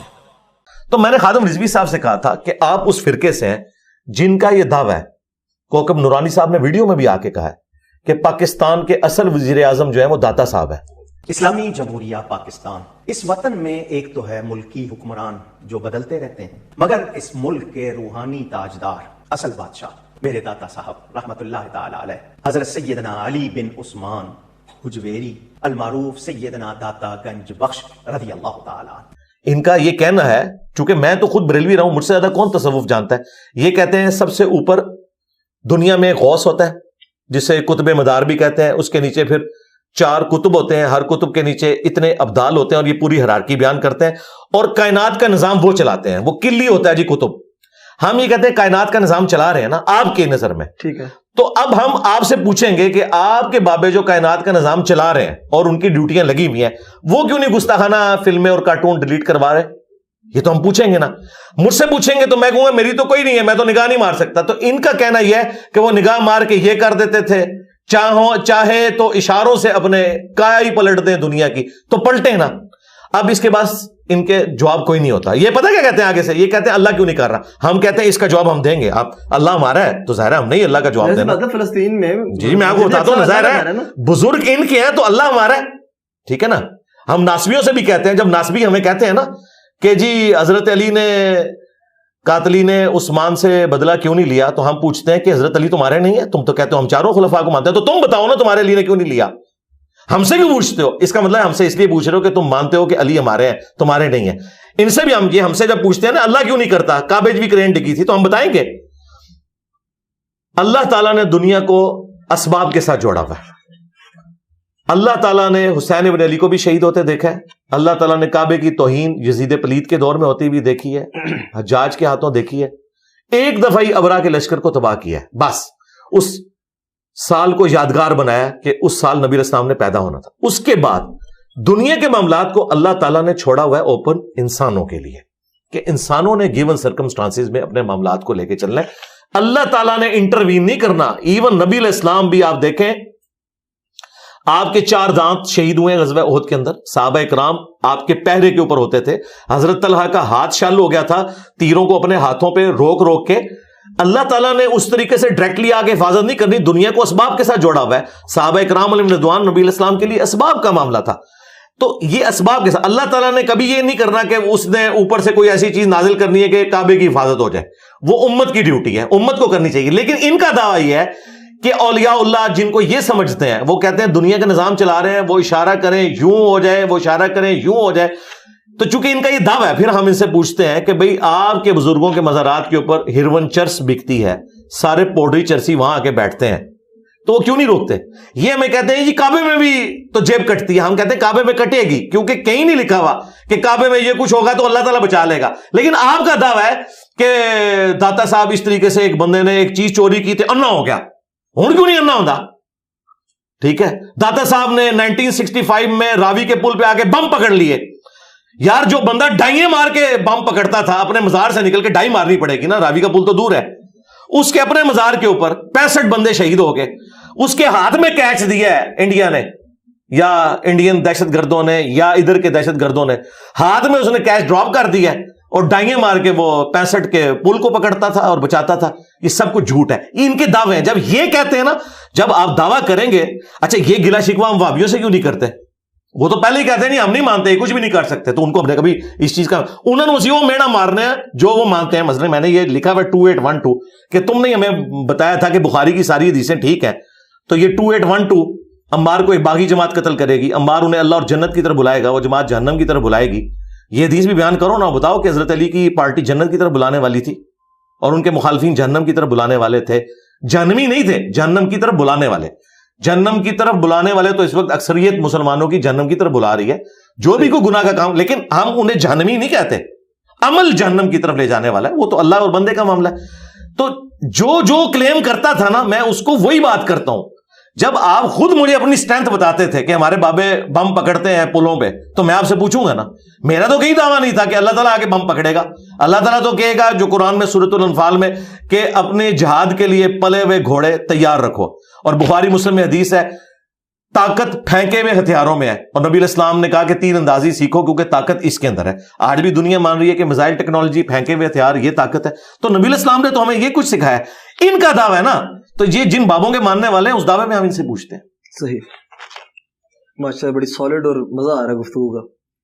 شکر ہے, اس لیے ہم نے آپ کو کہا تھا آپ وہ ایک سسٹر کے پاس ہی بیٹھے ہوئے کو, بڑی فین ہے. میں تو ان کو جانتا بھی نہیں ہوں, لیکن مجھے یہ بتائیے کہ وہ جو سسٹر ہیں جی جی, ان سے جا کے میرے بارے میں کیوں پوچھ رہے ہیں؟ میں تو زندہ ہوں. انہوں نے کہا نا سوال کرنا جی, میرے مرنے کے بعد آپ دنیا سے پوچھیے گا, میری زندگی میں تو مجھ سے آگے پوچھے. ٹائم بعد ہوا نا. اچھا آج حاضر ہیں آپ کے پاس. تو جو آپ نے پوچھا, جو آپ نے میری شان میں ربائیاں پڑھی, جو آپ نے ویڈیوز ریکارڈ کروائی, میں زندہ ہوں, مجھ سے پوچھیں. میں نے آپ کو آج ٹائم بھی اوپن دیا. آج ربائی میں آپ سے سن کے جاؤں گا انشاءاللہ. نہیں, وہ آپ جو بھی پوچھنا چاہتے ہیں مجھ سے پوچھیں, انشاءاللہ میں بتاؤں گا. آج آپ نے مجھے انکار نہیں کرنا کسی چیز. نہیں, میں کسی کو بھی نہیں کبھی انکار کیا. چلیں جتنے, ہاں یہ ہوا ہے ضرور کہ میں نے جو بھی یہاں آیا اسے میں نے پابند کیا کہ کٹنگ نہیں کرنی, نہ کٹنگ بار بار. اس کی وجہ یہ ہے کہ میں کانفیڈنٹ ہوں کہ میں جو بات کر رہا بے فکر ہے انشاءاللہ. مجھ سے زیادہ کٹر بریلوی کون ہے, مجھ سے زیادہ کٹر دیوبندی کون ہے, مجھ سے کٹر وہابی کون ہے. میں سارے فرقوں میں رہا ہوں, میں ساروں کی فیلنگز کو سمجھتا ہوں. مجھے پتا ہے کہ کس نے کہاں پہ ڈنڈی مار کے نا, وہ ایک نقطہ ہی پھنسا ہوا ہوتا ہے, وہ جب میں ایسے کر کے نکالتا ہوں نا, چھس کر کے گیس نکلتی ہے نا, سب کچھ سمجھ آ جاتا ہے, بلاسٹ ہو جاتا ہے, بلاسٹ ہو جاتا ہے. پتہ لگ جاتا ہے کہ یار یہ یہاں پہ انہوں نے نا, مثلا میرے بارے میں انہوں نے مشہور کیا ہے یہ ہمارے بزرگوں کو کہتا ہے کافر. میں نے نہیں کہا, میں کہتا ہوں کہ اگر تم اپنے بزرگوں کے بارے میں یہ مانو گے کہ چشتی رسول اللہ درست ہے تو پھر وہ کافر ہو جائیں گے. میں نہیں کہتا, میں عبارتوں کو کہتا ہوں. جب یہ عبارتوں کو ڈیفینڈ کرتے تھے, اب یہ کہہ رہے ہیں عبارتیں غلط ہے, تو بات ختم ہو گئی. لیکن یہ اگر کہیں کہ یہ عبارتیں بھی غلط ہے اور بزرگ جو ہیں وہ خود ٹھیک تھے, تو ہم کہیں گے بزرگوں کی دلیل لے کے آؤ. کیوں بریلویوں کے بزرگوں کو دیوبندی نہیں مانتے, دیوبندیوں کے بزرگوں کو بریلوی نہیں مانتے؟ جب وہ مانتے ہی نہیں ہیں تو ہم سے کیوں دوست سے منواتے ہیں؟ میجر سوال, بخاری شریف جس نے ترتیب دی, مسلم شریف جن ترتیب دی, آپ ان کو صحیح بزرگ سمجھتے ہیں؟ جی, ہم بھی اتفاق ہے ان کے اوپر. یہ کیسے بزرگ ہے, ان کی دلیل آپ دیں قرآن و سنت سے کہ یہ مستند بزرگ ہے. مستند بزرگ اس طرح ہے کہ سب کا اتفاق ہے ان کے اوپر. سب سے پہلے اتفاق تو پھر زبانی کلامی ہوتا ہے. نہیں, ایک منٹ, مجھے بتائیں اس پلانٹ ارتھ پہ کون سا سنی ہے جو امام بخاری امام مسلم کو محدث نہیں مانتا؟ میں آپ کی بات کر رہا ہوں. جی, میرے پہ آپ نے کہا نا یہ مستند بزرگ ہے. جی, مستند اس لیے کہ اختلاف ہی کوئی نہیں نا. قرآن و سنت سے ان کے قرآن و سنت پہ بھی میں آتا ہوں, میں بعد میں آؤں گا. پہلے میں آپ کو بتا رہا ہوں کہ اختلاف جہاں ہو دلیل وہاں چاہیے ہوتی ہے, ذہن میں رکھیے گا. یہ اصول ہے. اہل سنت کا منہج جو ہے نا وہ 4 چیزوں کے اوپر مشتمل ہے. نمبر 1 قرآن, نمبر 2 سنت, نمبر 3 اجماع امت, اور اجماع امت میں کسی فرقے کا اتفاق نہیں, پوری امت کا اتفاق, اور نمبر 4 اگر قرآن و سنت اجماع میں کوئی چیز موجود نہ ہو تو پھر آپ اجتہاد اور قیاس کر سکتے ہیں, لیکن اس میں اختلاف ہو سکتا ہے. وہ کوئی بھی رائے آپ قرآن و سنت کی روشنی میں رکھ سکتے ہیں. ہم تقلید کو نہیں مانتے, ہم کہتے ہیں علمی دلائل کی روشنی میں. جس طرح آج کل کے میجورٹی جو مسائل ہیں یہ امام حنیفہ, امام شافعی, امام احمد بن حنبل, امام مالک, نہ ان کو پتا تھے نہ ان کے شاگردوں کو, نہ ان کے شاگردوں کے شاگردوں کو, کیونکہ ان کو تو فوت ہوئے 1200 سال ہو گئے. انہیں کیا پتا کہ جی ٹرین میں نماز کا مسئلہ کیا ہے, ہوائی جہاز میں نماز کا مسئلہ, بلڈ ڈونیشن کا مسئلہ, سپیکر میں نماز کا مسئلہ, ویڈیو کیمرے کا مسئلہ, یہ تو ان کو پتہ ہی نہیں ہے. تو پھر حنفی کہاں سے ہوئے؟ آج کی علماء بتائیں گے نا. لہٰذا وہ چوتھی چیز تو سائڈ پہ ہوگی. پہلی 3 چیزیں قرآن, سنت, اجماع. اجماع امت ہے اہل سنت کے تمام مکاتب فکر, حنفی, شافعی, مالکی, حنبلی, اہل حدیث کو بیچ میں شامل کر لیں. اور حنفیوں میں بھی 2 فرقے, بریلوی اور دیوبندی, کہ قرآن کے بعد سب سے افضل کتابیں صحیح بخاری اور صحیح مسلم ہے. تو صحیح بخاری اور صحیح مسلم کو قرآن کے بعد سب سے افضل کتابیں اہل سنت کی بنیادی کتابیں مانتے ہیں، اس وجہ سے کہ وہ امام بخاری امام مسلم کو اہل سنت کا امام مانتے ہیں. صحیح. اختلاف کوئی نہیں. دلیل یاد رکھیے گا ہمیشہ اس وقت ہوتی ہے جب اختلاف ہو.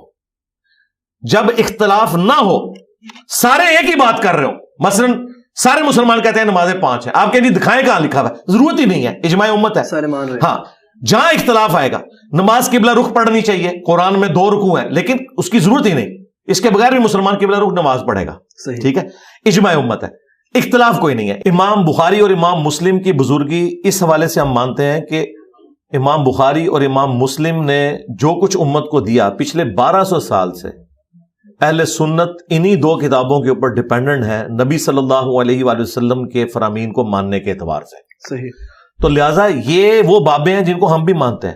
میرا یہ آپ کہہ لیں قول زری کہہ لیں کہ ہم ان بابوں کو مانتے ہیں جو کتابوں کو مانتے ہیں، اور کتابوں سے مراد قرآن اور سنت، اور جو کتابوں کے ساتھ غداری کرتے ہیں ان بابوں کو ہم نہیں مانتے. امام بخاری امام مسلم نے جو کچھ بیان کیا وہ انہوں نے اپنی سند سے رسول اللہ تک پہنچایا ہے صلی اللہ علیہ وآلہ وسلم. یعنی امام بخاری پوری سند بیان کریں گے. میں نے سنا احمد بن حنبل سے، احمد بن حنبل نے سنا شافعی سے، انہوں نے مالک سے، انہوں نے نافع سے، انہوں نے عبداللہ بن عمر سے. اس طرح پوری چین بیان ہوتی ہے. یہ نہیں ہے کہ ایک اسلامی بھائی کا بیان ہے، ایک بزرگ کو آواز آئی، اس طرح نہیں ہے. پوری اسناد بیان ہوئی ہوئی ہے اور اتھارٹی کے ساتھ چیزیں بیان ہوئی ہوئی ہیں. ان کے اوپر دین کھڑا ہوا ہے. اب جو صوفیاء ہیں، جو بعد کے لوگ ہیں، ان کی تو کوئی اسناد نبی علیہ السلام تک جا ہی نہیں ہے. یعنی آپ مجھے بتائیں کہ جی یہ سلطان بہو نے حدیث کی کتاب لکھی ہے. سلطان بہو نے حدیث کی کتاب تو دور کی بات ہے، انہوں نے پتہ نہیں حدیث کی کتاب پڑھی بھی تھی کہ نہیں، یا قرآن کی کوئی تفسیر انہوں نے لکھ کے آپ کے حوالے کی ہو. صحیح. یہ کہتے ہیں نا اسلام بابوں نے کلمہ پڑھایا ہے. وہ آپ نے بیچ میں بات بھی کی تھی، مجھے اچانک یاد آ گئی. ڈاکٹر ذاکر نائک نے سینکڑوں ہندوؤں کو کلمہ پڑھایا، تو مفتی حنیف قریشی صاحب انہیں ولی اللہ مان لیں گے؟ کبھی بھی نہیں. انہوں نے کیمرے میں آ کے کہا ہے ڈاکٹر ذاکر نالائک. اچھا جی. اور آپ کو پتا ہے کہ بریلوی ذاکر نائک کو کیا سمجھتے ہیں. اگر ذاکر نائک کا سینکڑوں ہندوؤں کو کلمہ پڑھانا اس کی بزرگی کی دلیل نہیں ہے، تو تمہارے صوفیاء کا کلمہ پڑھانا ان کی بزرگی کی دلیل کہاں سے ہو گیا؟ ادھر پتہ کیا کہیں گے، اللہ فاسق سے بھی دین کا کام لے سکتا ہے. ذاکر نائک نے کلمہ پڑھایا لیکن اس کے عقیدے ٹھیک نہیں. ہم ان کے بزرگوں کے عقیدوں کو بھی ٹھیک نہیں مانتے. کیوں؟ ان کی کتابیں جو تعارف کے حد تک ہم تک پہنچی ہیں ان میں تو یہ کچھ ہے. اور اگر کہتے ہیں ان کی کتابیں نہیں ہیں پھر وہ بزرگ بھی نہیں ہے. ذاکر نائک تو ویڈیو میں موجود ہے، ان کے بزرگوں کی ویڈیوز کہاں ہیں؟ ہو سکتا ہے اس نام کا کوئی بندہ ہی نہ ہو. یہ انہوں نے کلیم کیا نا کتابوں کی بنیاد کے اوپر. تو یہ بیسک ڈفرنس ہے. لہذا ائمہ محدثین کو صوفیاء کے ساتھ کمپیئر کرنا یہ بڑا ظلم ہے. اس کی وجہ ہے کہ ان لوگوں نے تو کچھ نہیں دیا. 1000 سال میں کس صوفی نے قرآن کا ترجمہ کیا ہے؟ یہاں کی زبان فارسی تھی، 1000 سال پہلے یہ لوگ انٹر ہوئے ہیں. انہیں کوئی خیال نہیں آیا کہ امت تو عربی سیکھتی نہیں ہے، ہم قرآن کا ترجمہ فارسی میں کر دیں. انہیں ڈر تھا کہ قرآن پڑھا پھر ہمارے ہاتھوں سے گئے. خود کتابیں فارسی میں لکھتے رہے ہیں. علی اجویری صاحب نے کشف المحجوب عربی میں کیوں نہیں لکھی، فارسی میں لکھی؟ کیوں؟ ان کی آڈینس فارسی تھی. کتابیں اپنی فارسی میں لکھتے رہے اور قرآن کا ترجمہ نہیں کیا، اس کو عربی میں رہنے دیا تاکہ مردے بخشواتے رہے. بخاری مسلم کا انہوں نے ترجمہ نہیں کیا. صحیح. بخاری کا پہلا ترجمہ 100 سال پہلے ہوا ہے 1920 میں. آج 2024 ہے 14 جنوری. قرآن کا پہلا ترجمہ شاہ ولی اللہ دہلوی نے کیا ہے، جنہیں فوت ہوئے بمشکل 1176 ہجری میں وہ فوت ہوئے ہیں. آج 1445 ہجری چل رہا ہے، 300 سال بھی نہیں ہوئے. اس سے پہلے قرآن کا ترجمہ ہی کسی نے نہیں کیا. یہ اب کہہ رہے ہیں جی اعلیٰ حضرت نے کیا. اس کا مطلب ہے کہ اعلیٰ حضرت سے پہلے کوئی بندہ بھی نہیں تھا کہ جو ترجمہ کرتا. پھر کیا دین کی خدمت کی یار؟ نہ تم نے حدیث کا ترجمہ کیا، نہ تم نے قرآن کا ترجمہ کیا، پھر خدمت کون سی دین کی؟ کہتے کلمہ پڑھا ہے. کلمہ تو ذاکر نائک نہیں پڑھا ہے. نہیں جی وہ عقیدے ٹھیک، تھوڑے بابے نے بھی عقیدے ٹھیک نہیں. کیسے پتا چلے گا؟ قرآن و سنت سے. ایک گراؤنڈ کے اوپر کھڑے ہو نا کہ یا تو آپ کلمہ پڑھانے کو دلیل مان لیں، تو ذاکر نائک نے تو مٹی بلید کر دی آپ لوگوں کی. آپ کے بزرگوں کا تو جھوٹ ہو سکتا ہے کیونکہ کہتے ہو 90 لاکھ تو اس زمانے میں آبادی نہیں تھی. 8 سے 800 سال پہلے معین الدین چشتی فوت ہوئے ہیں، اس زمانے میں تو یہاں 90 لاکھ آبادی نہیں تھی. اچھا ذاکر نائک کا کلمہ پڑھانا تو ویڈیو میں ریکارڈ ہو گیا ہے. جس دن یہ ذاکر نائک کو ولی اللہ مان لیں گے نا، پھر انہیں ماننا پڑے گا ذاکر نائک تو وہی توحید بیان کر رہا ہے جو انجینئر صاحب کر رہے ہیں. پھر میں بھی ولی اللہ جڑا نا چوکیچی بن جاواں گا, ٹھیک ہے نا. تو یہ ان کے عقیدوں کو غلط سمجھتے ہیں. ہمیں بھی اختلاف ہے ذاکر نائک کے بعض چیزوں سے, جزید والے مسئلے میں اور مسائل کے اندر, لیکن عقیدہ توحید کے اعتبار سے وہ ان کے بزرگوں سے بھی بہتر ہے اور ان سے بھی بہتر ہے. صحیح. مزار پر سلام کرنا اسپیشلی اور دعا کرنا آپ کے نزدیک کیسا؟ شارٹ اینڈ کرسپی سا جواب چاہیے آپ سے. سلام تو آپ نے جا کے قبرستان میں کرنا ہے, صحیح مسلم میں حدیث ہے. مزار پر کہیں پر بھی السلام علیکم اہل الدیار من المؤمنین والمسلمین, تو آپ نے سلام کرنا ہے اور ان کے لیے دعائے مغفرت کرنی ہے. یہ تو مسلم شریف میں دعا ہے, السلام علیکم اہل الدیار من المؤمنین والمسلمین وَإِنَّا إِن شَاءَ اللَّهُ بِكُمْ لَلَاحِقُونَ نَسْأَلُ اللَّهَ لَنَا وَلَكُمُ الْعَافِيَةَ. سلام ہو جو یہاں پہ دفن ہو, مومنین اور مسلمین, ہم نے بھی عنقریب مر کر اسی جگہ پر آنا ہے. صحیح. ہم تمہارے لیے بھی اور اپنے لیے بھی اللہ کے حضور عافیت کی دعا کرتے ہیں. بالکل آپ جائیں, بر امام جائیں, دادا دربار پہ جائیں, وہاں جا کے آپ نے اونچی آواز سے کہنا ہے کہ سلام ہو آپ پر حضرت صاحب, ہم بھی عنقریب مر کر اسی جگہ پر آنے والے ہیں جہاں پہ آپ پہنچ چکے. صحیح. ہم اللہ کے حضور آپ کے لیے بھی اور اپنے لیے بھی عافیت کا سوال کرتے ہیں. اللہ تعالیٰ آپ کے گناہوں کو بخش دے, آپ کی قبر میں کیڑے نہ پڑے, جو گناہ آپ نے چھپ چھپ کے کیے اللہ تعالیٰ وہ بھی معاف کرے, جو گناہ آپ لوگوں کے سامنے کرتے تھے اللہ تعالیٰ وہ بھی معاف کرے, اور قیامت والے دن اللہ تعالیٰ آپ کو جہنم کی آگ سے بچائے. یہ ساری دعائیں کریں. لیکن یہ کیا کرتے ہیں, یہ جا کہتے ہیں بابا جی تسی کچھ کرو. وہ تو غلط ہے. ہاں, اصل مسئلہ یہ ہے, ہم کہتے ہیں بابے کے لیے آپ نے کچھ کرنا ہے, اس نے آپ کے لیے کچھ نہیں کرنا, آپ نے اس کے لیے دعا کرنی. مطلب وسیلہ نہیں دے سکتے آپ. نہیں, وسیلہ کیا دینا ہے, وسیلہ تو یہ ہے کہ آپ کسی نیک بندے سے جا کے دعا کروائیں, جو صحیح بخاری میں ہے. مطلب صاحب مزار سے آپ کچھ نہ کریں. جی صحیح بخاری میں حضرت عمر نے ہمیں عقیدہ بتا دیا, 1010 نمبر حدیث ہے, 1010 صحیح بخاری میں. اللہم انا کنا نتوسل الیک بنبینا, اے اللہ پہلے ہم تیرے نبی کے وسیلے سے تیری طرف متوجہ ہوتے تھے اور تو ان کی دعا کی برکت سے بارش نازل فرماتا تھا. اب ہم تیرے نبی کے چچا کو لے کر آئے ہیں. کیا نبی الاسلام دنیا میں جب چلے گئے تو ان کی بزرگی ختم ہوگی؟ نعوذ باللہ, نہیں. لیکن حضرت عمر نے جا کے قبر رسول سے جا کے دعا نہیں کروائی, نہ اللہ تعالیٰ کو نبی الاسلام کا وسیلہ پیش کیا, بلکہ کہا کہ ہم وسیلہ اختیار کرتے تھے کہ نبی الاسلام کی دعا کی برکت سے بارش نازل ہوتی تھی, اب ہم چچا کو لے کے آئے, ان کی دعا سن لیں. وسیلہ ہے کسی نیک بندے سے جو دنیا میں موجود ہے, دعا کروائی جائے. حالانکہ یہ حضرت عمر وہ ہیں جن کے بارے میں صحیح مسلم میں ہے کہ ایک سفر میں جب کھانا اور پانی کم پڑ گیا تو انہوں نے کھانا اور پانی کا ایک پیالہ جمع کر کے نبی الاسلام کو دیا اور کہا یا رسول اللہ آپ برکت کی دعا کریں, آپ کی دعا کی برکت سے تو اللہ تعالیٰ تھوڑے کو زیادہ کر دیتا ہے. کیونکہ حضرت عمر نے, بخاری مسلم میں آتا ہے, وہ منظر دیکھا تھا کہ نبی الاسلام نے جب صلح حدیبیہ کے موقع پر پانی کے پیالے میں انگلیاں رکھی تو چشمے جاری ہوئے. جابر بن عبداللہ کہتے ہیں کہ 1500 صحابہ نے پانی پیا, جانوروں کو پلایا, اپنے مشکیزیں بھی بھر لیے, تب بھی وہ پانی زیادہ تھا. اور جابر بن عبداللہ کے الفاظ ہیں بخاری مسلم میں, ہم 1,00,000 بھی ہوتے ہیں نا وہ پانی زیادہ تھا. اب حضرت عمر دعا کروا رہے ہیں, حضور کی دعا کی برکت سے وہ بڑھ گیا. لیکن وہی حضرت عمر حضور کی وفات کے بعد یہ نہیں کہہ رہے یا رسول اللہ قبر سے ہاتھ باہر نکالے میں پیالہ لے کے آیا ہوں, جس طرح یہ کہتے ہیں جی شیخ عبد القادر جیلانی کا مرید تھا شیخ احمد رفائی, وہ قبر رسول پہ 550 سال بعد حضور کی وفات کے حاضر ہوا اور نعتیہ اشعار پڑے اور نبی الاسلام نے قبر سے ہاتھ باہر نکال دیا. 90,000 لوگوں نے منظر دیکھا جس میں عبد القادر جیلانی بھی شامل ہے. یہ دیوبندیوں نے بھی لکھا, شیخ زکریا کاندلوی نے فضائل حج میں, اور بریلویوں کے فیضان سنت میں لکھا ریاض قادری صاحب نے. ہم یہ کہتے ہیں کہ یہ ہاتھ مبارک سیدہ فاطمہ کے لیے تو کبھی نہیں نکلا, اما عائشہ کے لیے تو یہ ہاتھ نہیں نکلا جب وہ جمل کے لیے جا رہی تھی.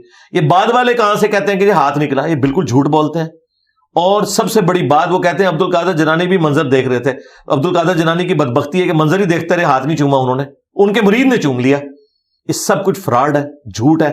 صحابہ کرام کے زمانے میں ایسا کچھ نہیں ہوتا تھا. صحیح. قادیانیوں کے حوالے سے آپ کا موقف جاننا چاہتا ہوں میں, اور آپ ایک گولڈن چابی کا ذکر کرتے ہیں اکثر, گولڈن کی کا واضح کر دیں ذرا, کیا چکر ہے؟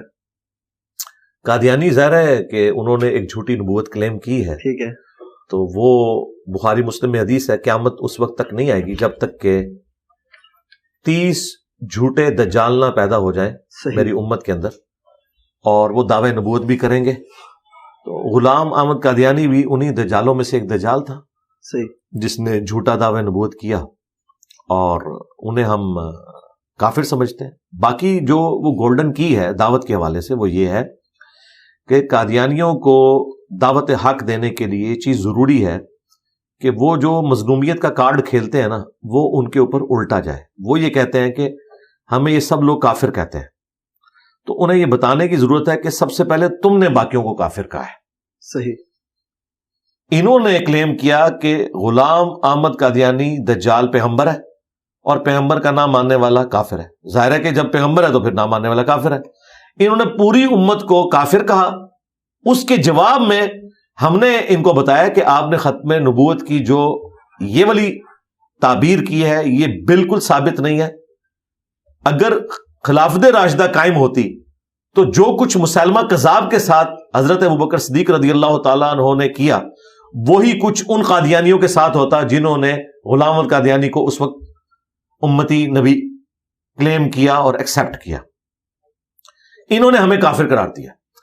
الٹا یہ کہتے ہیں جی نہیں ہم تو آپ کو مسلمان مانتے ہیں عموماً لوگ.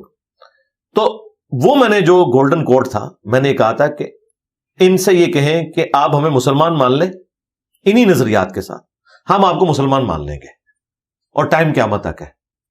ہاں اس کی وجہ یہ ہے کہ جس دن انہوں نے یہ مانا نا کہ انجینئر صاحب مسلمان ہیں باوجود اس کے کہ غلام احمد قادیانی کو وہ دجال سمجھتے ہیں، تو بھائی اس کا مطلب یہ ہے کہ غلام احمد قادیانی پھر نبی نہیں ہے.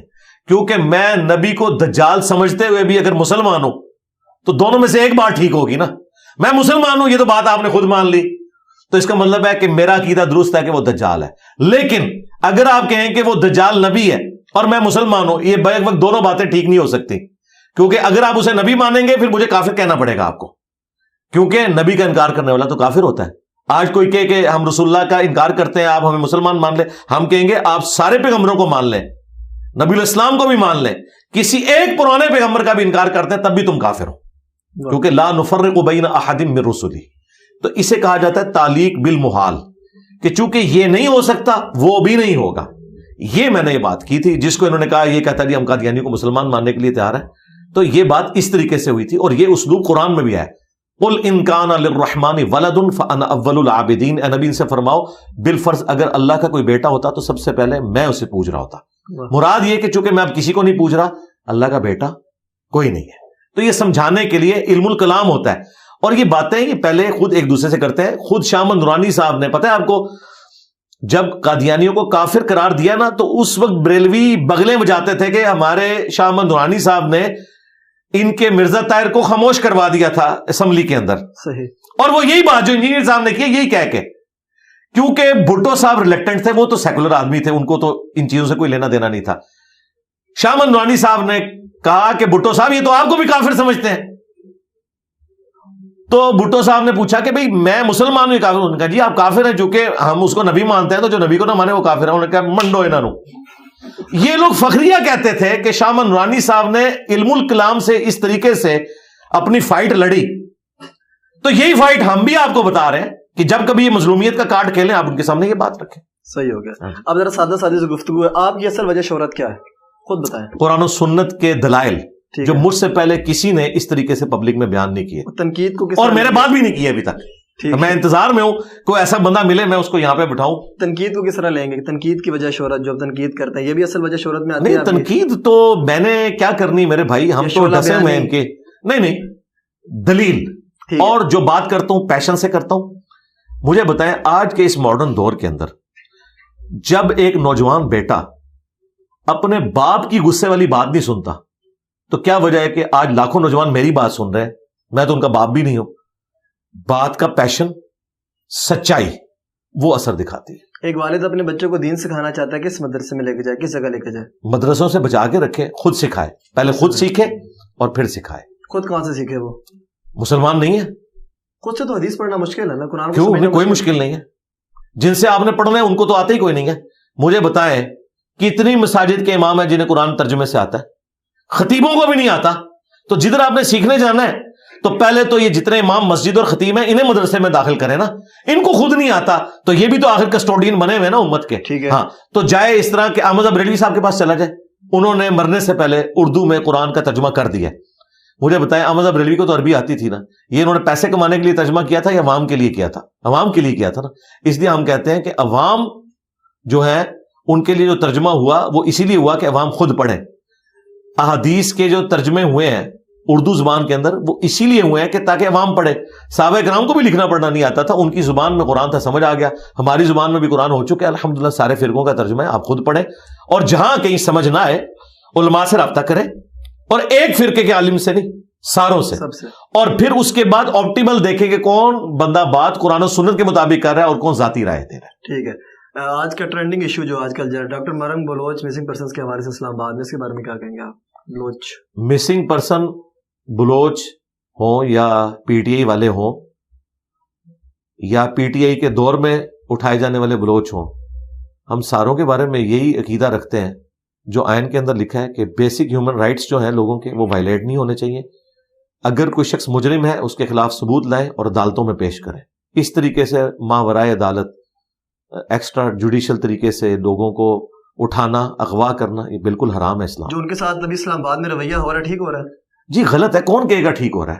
لیکن بات یہ ہے کہ اس رویے میں جو لوگ جا کے وی لاگز بنا رہے ہیں ہمارے پی ٹی آئی کے یوٹیوبرز, ان سے تو میں پوچھوں گا کہ تم لوگ تو وہ ہو کہ تمہارا پرائم منسٹر بننے سے پہلے انہی بلوچوں کے حق میں بولتا تھا, منظور پشتین کے حق میں بولتا تھا, اور مینگل صاحب کو اس نے اپنی حکومت میں شامل کیا تھا اسی بنیاد کے اوپر کہ مسنگ پرسن کا ہم مسئلہ حل کروائیں گے. 3.5 سال اس نے مسنگ پرسن کا مسئلہ تو کوئی نہیں حل کیا. الٹا ان کے سپورٹر جو یوٹیوب پہ وی لاگز بنانے والے, ان کے ہم نام ایک بھائی ہیں, وہ تو کہتے تھے کچھ نہ کچھ تو کیا ہے نا, تو یہ اٹھائے گئے ہیں. جس نے اب اپنی بیوی کے ساتھ وہاں جا کے معافی مانگی, بہت اچھی بات ہے, معافی مانگی ہے. اس کا مطلب ہے کہ ہم اس وقت صحیح کہتے تھے. ابھی بھی ہم جو ان کو کہہ رہے ہیں نا پی ٹی آئی والوں کو اور ان کے یوٹیوبرز کو, 5-6 سال کے بعد ان کو پتا چلے گا کہ ہم ابھی بھی ٹھیک کہہ رہے تھے, لیکن ان کو سمجھ تھوڑی دیر بعد آتی ہے. عمران خان صاحب کے بارے میں آپ نے اکثر بیان آتا ہے, پچھلے پھنس بھی گئے آپ, کیا کہیں گے؟ ابھی کہاں سے میں تو کہاں سے پھنسوں, میں تو باہر بیٹھا ہوں, خان صاحب پھنسے میں.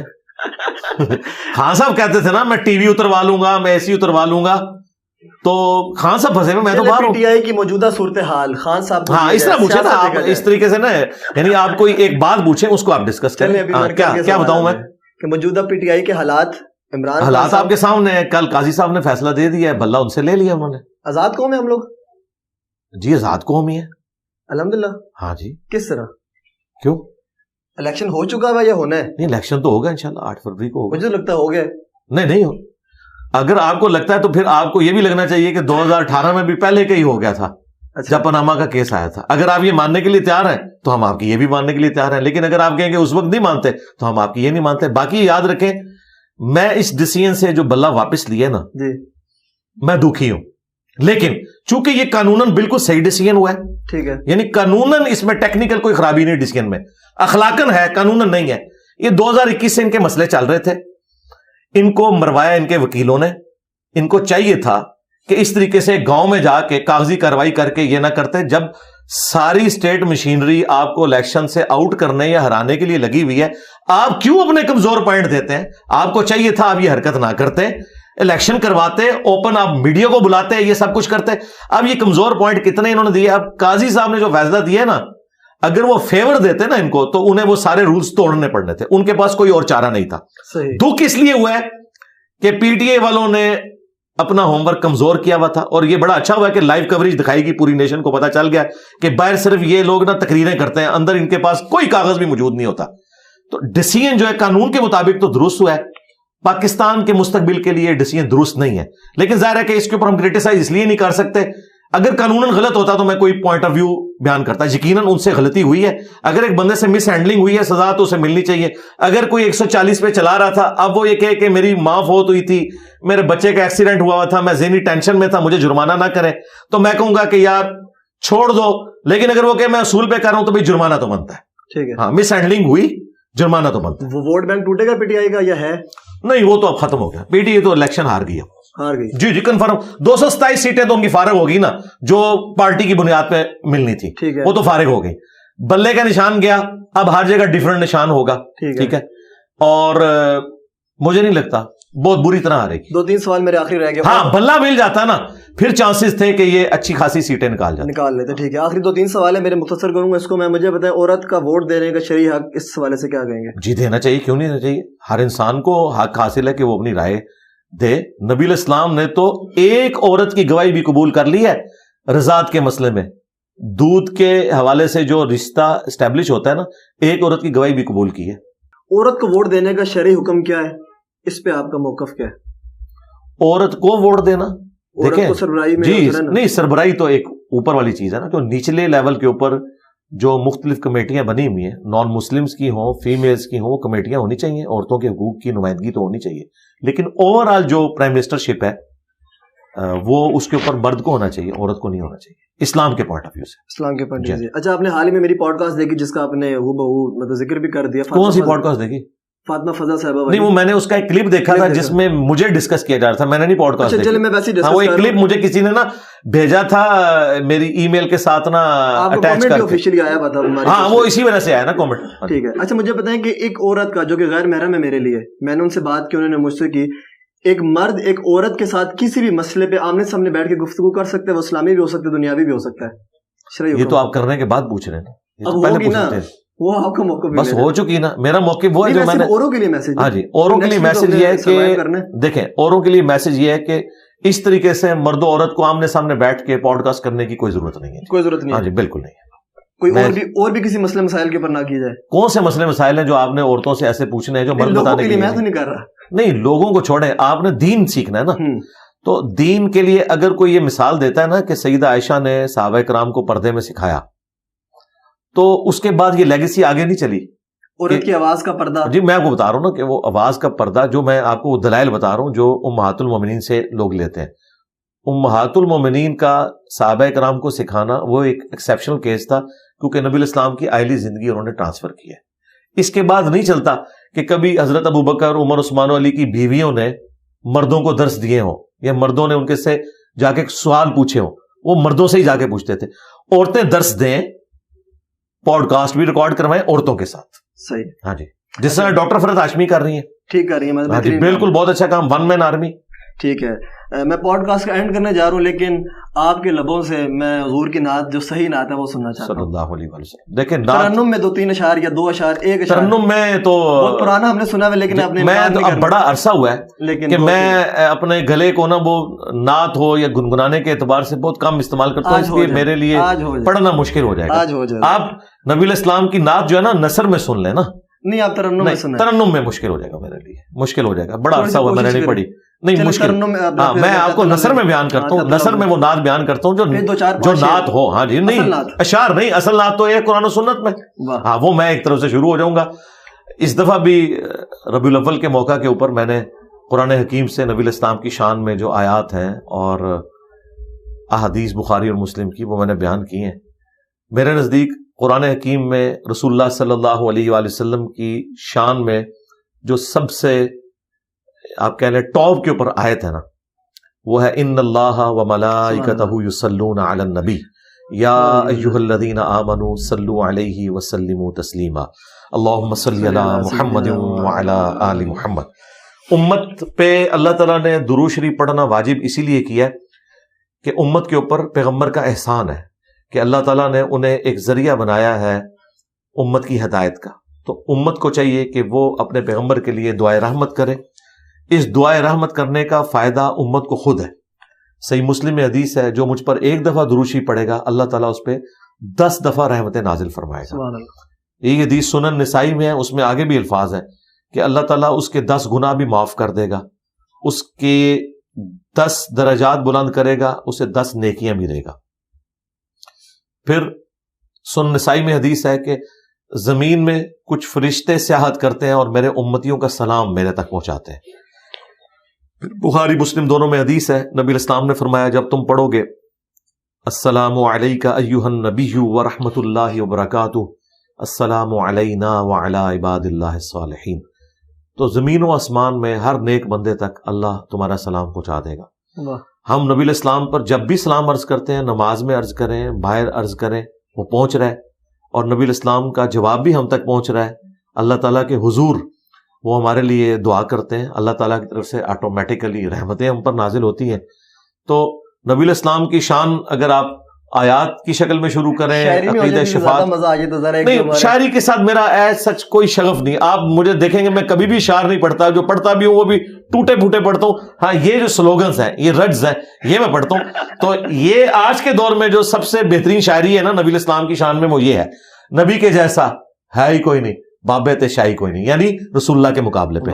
उसकी वजह यह है कि देखें, ये आपको कहते थे ना कि बड़े से बड़ा गौस कुतुब अब्दाल किसी सहाबी के घोड़े के कदमों की खाक के बराबर वो नहीं हो सकता, ये कहते थे ना आपने भी। हाँ, तो जब ये कहते थे हमारे गौस कुतुब जानवरों से भी बदतर हैं मर्तबे में, और जानवर कौन से, सहाबा कराम के, तो मैं तो कह रहा हूं नबी के जैसा है ही कोई नहीं, बाबे शाही कोई नहीं। क्यों? नबी इस्लाम के मुकाबले पे इन्होंने बाबों की तालीमात को खड़ा किया है। हम कहते हैं नबी इस्लाम को अपना आइडियल माने, वो हमारे इमाम है दुनिया और आखिरत में, क़यामत के दिन उन्हीं के हाथ पे शफात का दरवाजा खुलना है। इन बाबों को बचाते बचाते ये ना हो कि रसूलुल्लाह की शफात से महरूम हो जाए। आखिरी सवाल, दोबारा पीछे आ रहा हूँ माजरत के साथ। 2013 और 18 का आपने जिक्र किया इलेक्शन का, उसमें नून लीग पर तो सियासी जमात होने का था फतवा कि ये हराम है, इनको जो वोट देना हराम है, फतवा आया था किधर से? बाद के मौलवियों का। और इनकी क्या, मौलवियों की क्या औकात है? वो तो आपको बरेलवी फतवा देंगे मौलाना फजल रहमान को वोट डालना हराम है, उससे क्या फर्क पड़ता है? इनकी कोई औकात नहीं, कोई औकात नहीं। बहुत शुक्रिया आपका, बहुत शुक्रिया अगेन। लेकिन आपको आज की इंटरेस्टिंग पॉडकास्ट देखकर अच्छा लगेगा। उम्मीद करेंगे कि एक दफा फिर आपके रिव्यूज पर डिपेंड करता है कि अगेन हमें आना चाहिए नहीं आना चाहिए, मैनेज करेंगे टाइम। और एक अच्छे माहौल में अच्छी गुफ्तगू हुई, यहाँ पर हम लोगों ने चाय समोसा भी खाया। कुछ और मिलेगा नहीं मिलेगा सर? मिलेगा, खाना भी मिलेगा, खाना मिलेगा। चलिए, बहुत शुक्रिया आपने हमें टाइम दिया। लेकिन आपको आज की इंटरेस्टिंग पॉडकास्ट देखकर अच्छा लगा, अपना सब्सक्राइब करें, सपोर्ट करें। मिलते हैं नेक्स्ट में, तब तक के लिए अल्लाह हाफिज।